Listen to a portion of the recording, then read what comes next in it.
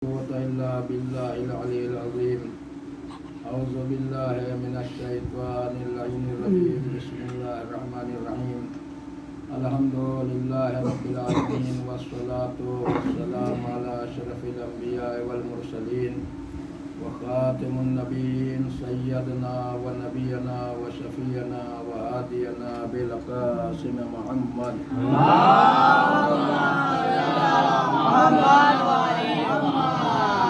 وعلى أهل بيته الطيبين الطاهرين المعصومين المظلومين على لعنة الله على أعدائهم أجمعين من يومنا هذا إلى قيام يوم الدين. أما بعد فقد قال الله سبحانه تبارك وتعالى في كتابه المجيد وفرقانه الحميد وقوله الحق. بسم الله الرحمن الرحيم. إن الدين عند الله الإسلام. درود پر یا محمد والے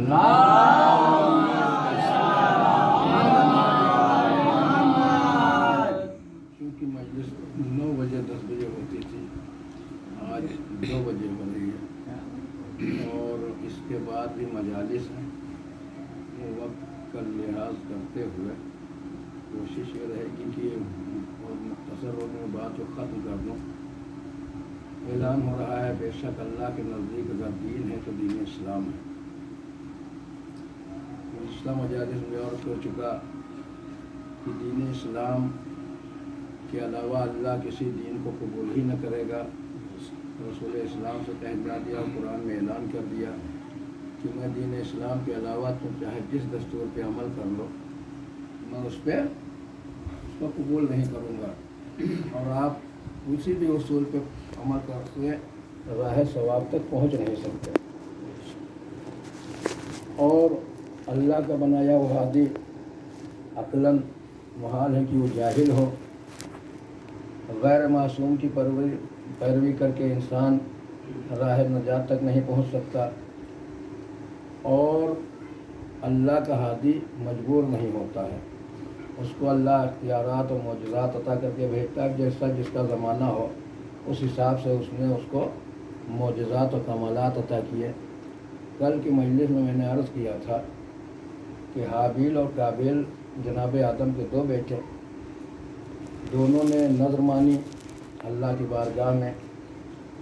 حابیل کی نظر قبول کر لی گئی، قابیل کی نظر کو اللہ نے رد کر دیا. نتیجہ کیا ہوا؟ اس کا قابیل سے کوئی دشمنی نہیں تھی، بلکہ حابیل کے کمال سے قابیل کو دشمنی ہوئی. جبکہ اللہ کا یہاں کسی چیز کی کمی نہیں ہے کہ وہ کسی کو اگر اللہ سے کوئی مانگے اور اسے عطا نہ کرے. ہونا یہ چاہیے تھا کہ اس کا مرڈر نہ کرتا، بلکہ پروردگار عالم کی بارگاہ میں دعا کرتا کہ پالنے والے جو شرف اور جو کمالات تو نے میرے بھائی کو عطا کیے ہیں وہ مجھے بھی عطا کر دے. وہ اللہ اس کے یہاں ظاہر بات ہے، اللہ نے خود کہا اللہ جسے چاہتا ہے عزت دیتا ہے، جسے چاہتا ہے ذلت دیتا ہے. اللہ جس کے ذکر کو چاہتا ہے بلند کرتا ہے.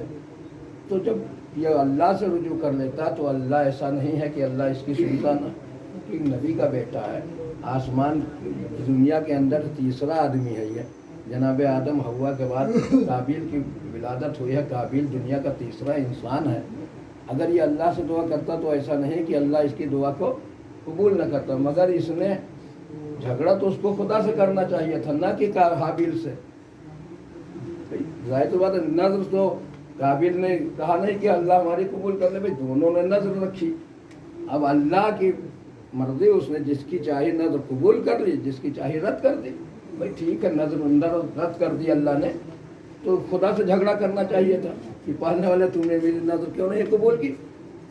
تو یا تو خدا جواب دیتا، یا تو دوسری صورت یہ تھی کہ اللہ سے لو لگاتا، اس کی طرف رجوع کرتا، پالنے والے اگر میرے کوئی گناہ ہو تو اسے معاف کر دے، میری جو غلطیاں ہوں خامیاں ہوں اس کو تو درست فرما. کیونکہ تاریخ جب اٹھا کے دیکھیں گے تو وہ بڑے بڑے سرکش جو خدائی کا دعویٰ کر رہے ہیں ان کی بھی غلطیوں کو معاف کرنے کے لیے تیار ہے. مثلا جیسے جناب موسیٰ نے جب قارون دھنس گیا قارون، اور وہ پورا واقعہ آپ کے ذات کے پیش نظر ہے کہ قارون نے دامت عصمت کو داغدار کرنے کی کوشش کی اور الزام لگانے کی کوشش کی.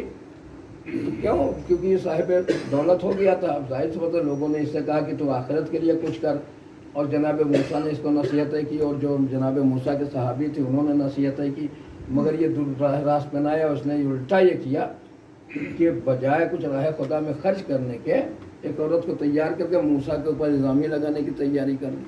اب جناب موسیٰ کو پورے واقعات کی جناب موسیٰ نے خدا سے دعا کی اور کہا کہ دیکھ تو جو کچھ کہے گی وہ ایک نبی کے متعلق کہے گی، سوچ سمجھ کے بات کرنا۔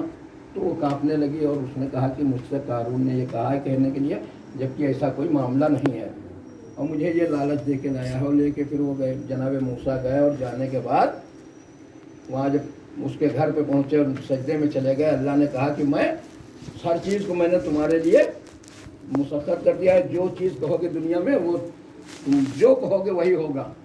وہ چلا گیا، اٹھ کے جب سجدے سے سر اٹھایا اور پھر گھر پہنچے تو اس نے دوسری حرکت یہ کی کہ خود گھر میں تھا اور دروازے پہ لوگوں سے کہا جو اس کے سپاہی تھے، دربان تھے، کہ ان کے اوپر پانی اور راکھ اٹھا کے ڈلوا دیا۔ جب جناب موسیٰ دروازے پہنچے تو جناب موسیٰ کو جلال آیا اور جناب موسیٰ نے اشارہ کیا، دروازہ کھل گیا خود بخود۔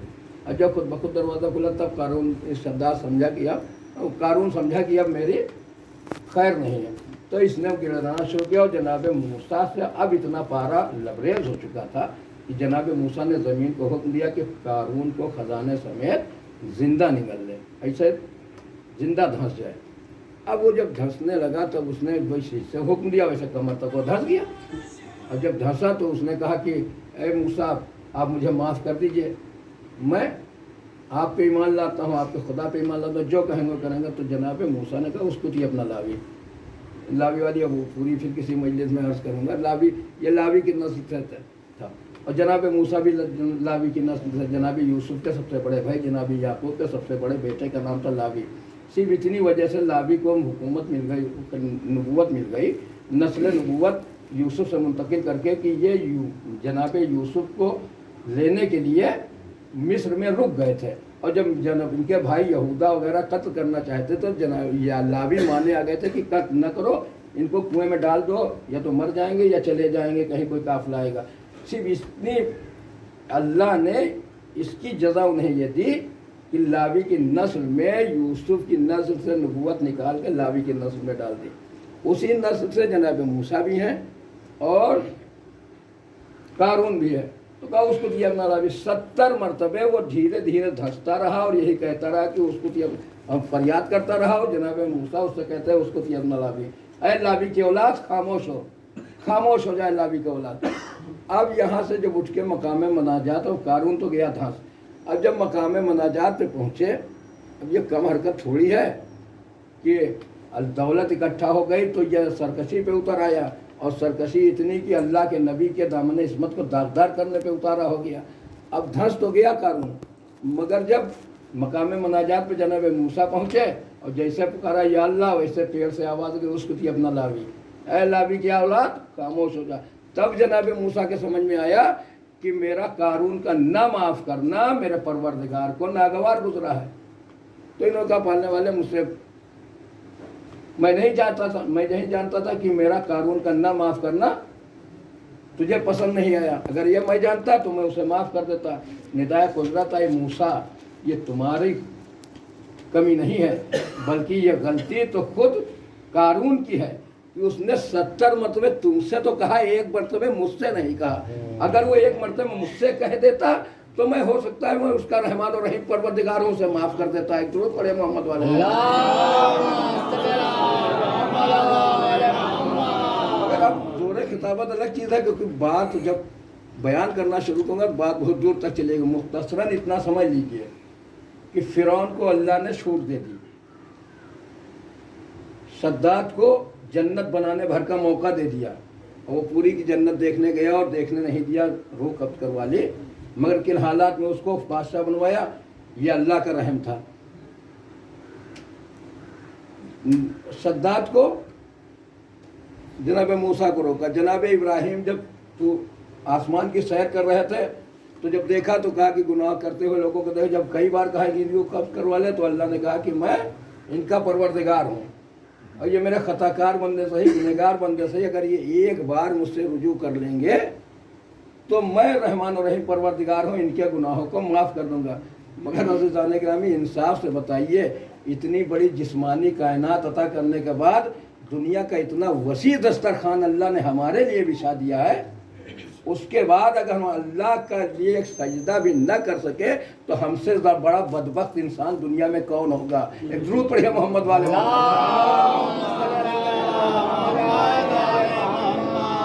اب یہ سب چیزیں تو انشاءاللہ اگلے مجلس میں عرض ہوں گی، کیونکہ اب بات آگے نکل جائے گی۔ تو صاحبان کمال سے اس نے خدا سے کچھ نہیں کہا، بلکہ خود قربان اس کی نظر قبول خدا نے نہیں کی، غصہ اس کو صاحب کمال پہ آیا، اور اس نے نتیجہ یہ ہو کہ حابیل کو قابیل نے قتل کر دیا۔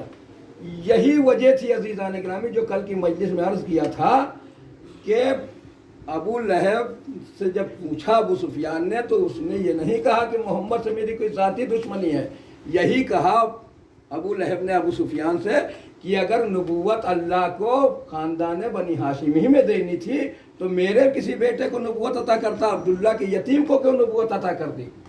اور یہ مگر عزیزان گرامی گھرانہ ہے جو کائنات کا سب سے عظیم ترین گھرانہ ہے۔ اب اس کو اللہ نے جب روز اول پیدا کیا تو آدم سے لے کے عیسیٰ تک کے کوئی نبی وہ نہیں تھا جس نے اللہ کی وحدانیت کا، رسول کی رسالت کو، علی کی ولایت کا اقرار نہ کیا، اسے نبوت عطا ہو گئی ہو۔ اور جس نے چشم زدن، اب یہ پھر میں کہتا ہوں کہ کوتاہی زمان کی کمی ہے کہ جتنا کم سے کم اس کو کیا جائے وہ کم ہی نہیں ہو پاتا ہے، کہ سوچنے ایک پلک بھی جھپکنے سے کم کا سمجھے ہزارواں حصہ سمجھ لیجئے، صرف یونس تردد میں پڑ گئے تھے ولی کی ولایت میں، تو 1 مہینے شکم ماہی میں قید خانے کی زندگی گزارنی پڑی۔ ایک درود پڑھیے محمد والے محمد۔ دوسری چیز میں آپ کے خدمت میں عرض کروں کہ یہ سارے واقعات آدم سے لے کے عیسیٰ تک جو ہوئے ہیں اللہ معاف کرنے کے لیے تیار رہا ہے، یہ سب غدیر سے پہلے کے ہیں، مگر واقعہ غدیر کے بعد اب جو معافی ہوگی تو ڈائریکٹ خدا کی ہاں نہیں ہوگی، وایا اہل بیت ہوگی۔ اگر اہل بیت راضی ہے تو خدا معاف کرے گا، اگر اہل بیت راضی نہیں ہے تو خدا کبھی نہ معاف کرے گا۔ پتھر مار کے بتا دیا کہ دیکھ لو دنیا میں فرعون و شداد کی تو خدا بخشش کر سکتا ہے، مگر ولایت امیر المومنین کے منکر کی بخشش نہیں کر سکتا ہے۔ درود پڑھیے محمد والے۔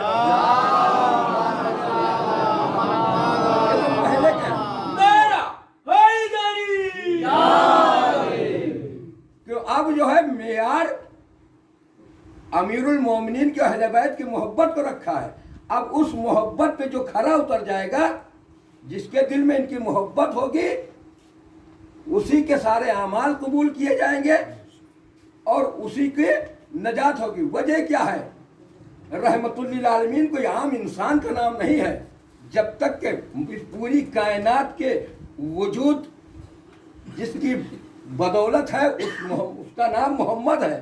یہ پوری بھری کائنات جو بنی، ہم سمیت، آپ سمیت جتنے دنیا میں اب تک آ چکے ہیں، پوری دنیا میں جتنا آپ تصور کر سکتے ہیں، جنت، دوزخ، کوثر، سبیل، حشر، نشر، حیات، ممات، جو کچھ بھی آپ سب، زمین، آسمان، کہکشائیں، چاند، سورج، لہلاتے سبزے، پہاڑ، پتھر اور دریا، جو کچھ کائنات میں آپ تصور کر سکتے ہیں، آدم سے لے کے عیسیٰ تک اور ہاتھ تک اور جتنے قیامت تک آئیں گے، سب کس کی وجہ سے جامع خلقت سب کو ملا؟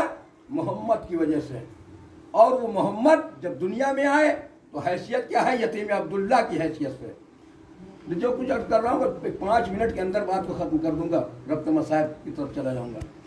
رحمت للعالمین جب مکے میں ہے تو حالت یہ ہے کہ وہ خاندان ہے جس کو تاج سیادت اللہ نے شروع سے عطا کیا ہے، چاہے وہ جناب ہاشم ہو، چاہے وہ جناب عبد مناف ہوں، چاہے ان کے بیٹے جناب عبد المطلب ہوں، چاہے پھر عبداللہ ہو، چاہے ابو طالب ہو، سب سردار قوم اور سردار قبیلہ رہے ہیں، کوئی سردار مکہ رہے ہیں، اور جناب ہاشم کے عبد مناف سے لے کے مکے کا سارا انتظام ان کے ہاتھ میں کعبے کا رہا ہے۔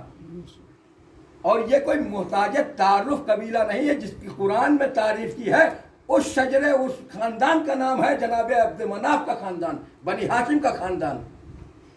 جس خاندان کے قرآن میں تعریف کی اللہ نے، وہ رحمت للعالمین کا خاندان ہے۔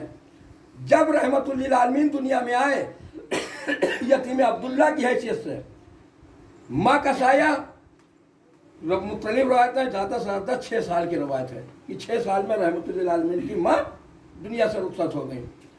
दादा अब्दुल मुत्तलिब अपने बेटे की परवरिश कर रहे हैं। अब समझ लीजिए, ये कोई आम घराना नहीं है, दुनिया फ़ज़ाइल और कमालात से जल रही है ना। इब्तिदा की बात मैंने बता दी कि हाबिल से काबिल क्यों जला, सिर्फ कमाल की वजह से। अल्लाह ने जो शरफ अता किया है मोहम्मद के अजदाद को, रहमतुल लिल आलमीन के ख़ानदान को, उस ख़ानदान की जलन है जो दीगर ख़ानदान वालों को हज़म नहीं हो रही थी, खुसूसन बनु उमय्या को। एक दूर पढ़े मोहम्मद वाले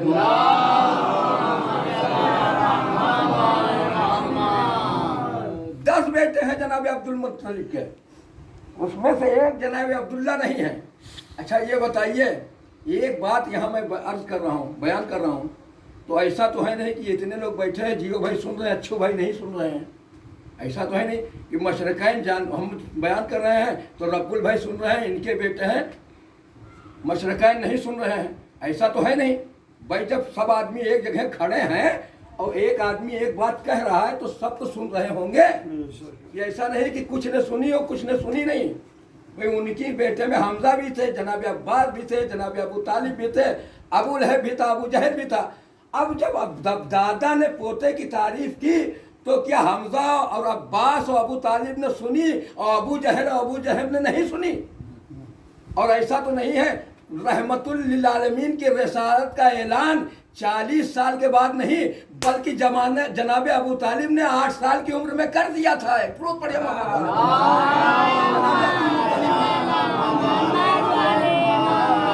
जनाब अब्दुल मुत्तलिब ने मोहम्मद की नबूवत का ऐलान रहमतुल लिल आलमीन 8 साल के थे तभी कर दिया था कि मेरा बेटा आने वाले वक्त में तुम्हारा सैयदो सरदार होगा, इसके पास फरिश्ता आएगा वही लेके, और ये पूरी दुनिया का शहंशाह हो जाएगा, पूरी दुनिया की बादशाही अल्लाह ने इसके मुकद्दर में लिखी है, और ये तुम्हारा रहबर होगा, तुम्हारा हादी होगा। ये सारी वसीयतें हैं जनाब अब्दुल मुत्तलिब की अपने बेटों से।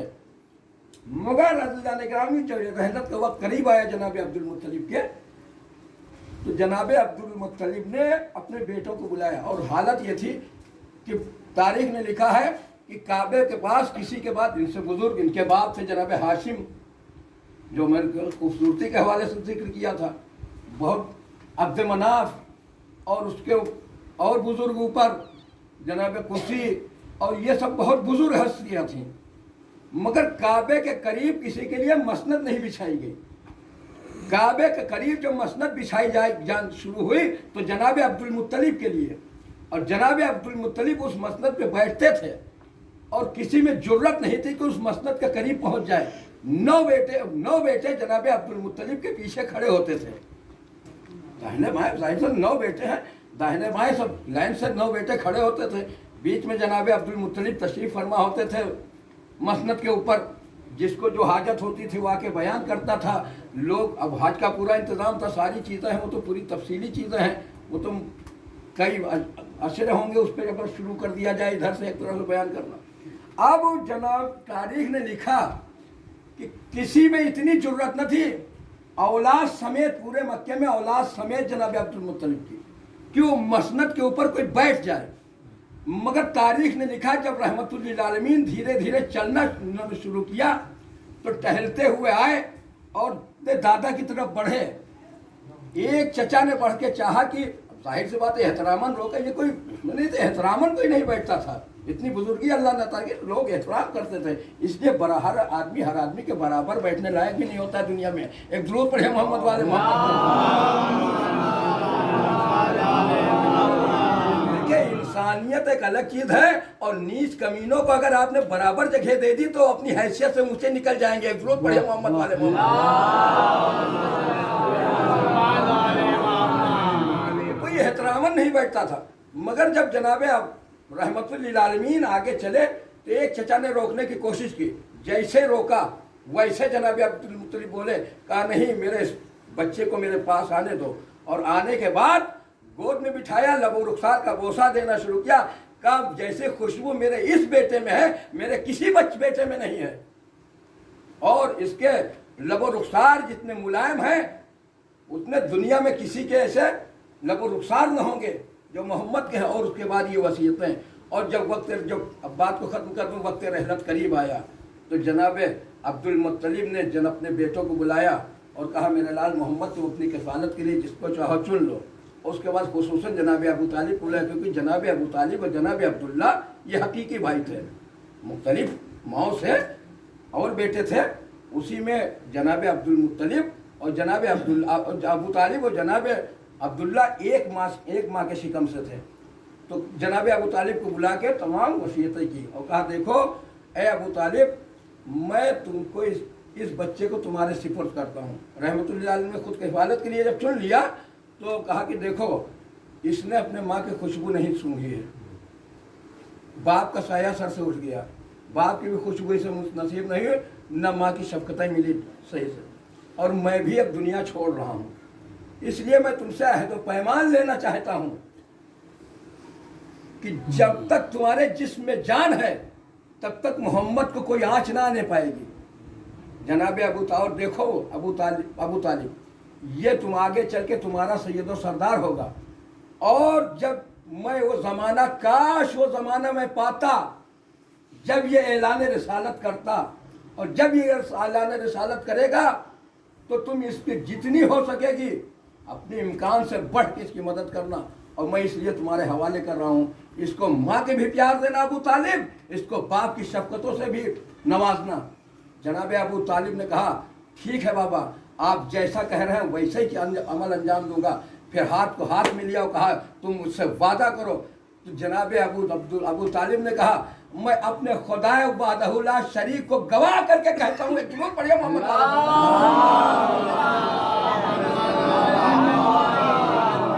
ارے ابھی محمد نے اسلام کا اعلان بھی نہیں کیا ہے، خدائے کی وحدانیت کا اعلان محمد کی کفالت کے لیے ابو طالب محمد کے 8 سال کے سن میں کیے دے رہے ہیں. ایک درود پڑھیے محمد والے محمد پر.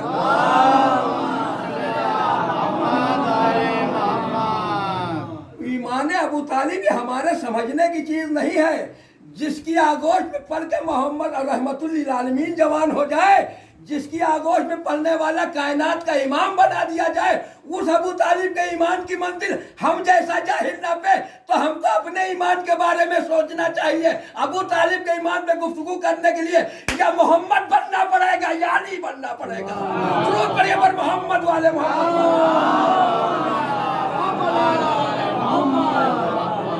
ابو طالب کے ایمان کو کے پیمانے کو ناپنے کے لیے یا محمد کے معیار پہ آنا پڑے گا یا علی کے معیار پہ آنا پڑے گا. نہ ہم محمد بن سکتے ہیں نہ علی بن سکتے ہیں، تو ہم اپنی حیثیت میں رہیں. اور ابو طالب کے ایمان کے بارے میں ابو طالب کا خدا جانتا ہے کہ وہ خدا کہ جس نے پوری دنیا کے اندر دکھا دیا کہ جو وجہ